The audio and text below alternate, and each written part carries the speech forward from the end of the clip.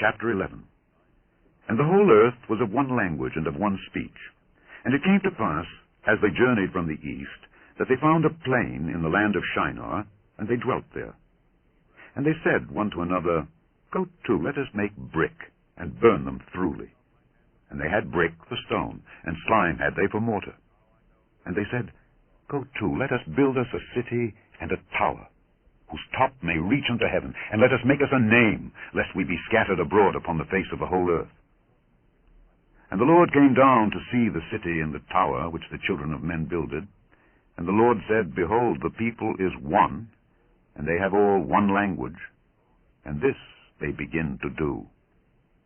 And now nothing will be restrained from them which they have imagined to do. Go to, let us go down, and there confound their language, that they may not understand one another's speech. So the Lord scattered them abroad from thence upon the face of all the earth, and they left off to build the city. Therefore is the name of it called Babel, because the Lord did there confound the language of all the earth. And from thence did the Lord scatter them abroad upon the face of all the earth. These are the generations of Shem. Shem was 100 years old, and he begat Arphaxad 2 years after the flood.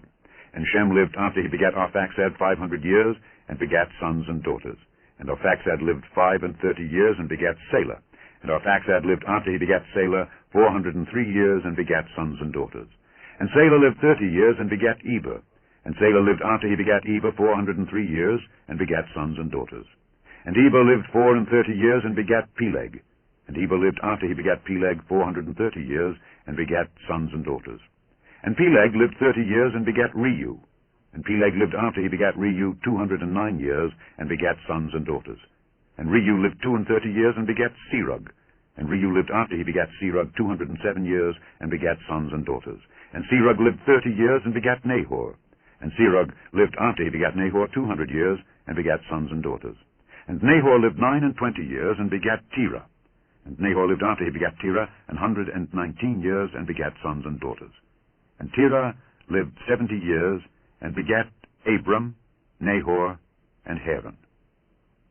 Now these are the generations of Terah. Terah begat Abram, Nahor, and Haran. And Haran begat Lot. And Haran died before his father Terah in the land of his nativity, in Ur of the Chaldees. And Abram and Nahor took them wives. The name of Abram's wife was Sarai, and the name of Nahor's wife Milcah, the daughter of Haran, the father of Milcah, and the father of Iscah. But Sarai was barren. She had no child. And Terah took Abram his son, and Lot the son of Haran, his son's son, and Sarai his daughter-in-law, his son Abram's wife, and they went forth with them from Ur of the Chaldees to go into the land of Canaan. And they came unto Haran, and dwelt there. And the days of Terah were 205 years, and Terah died in Haran.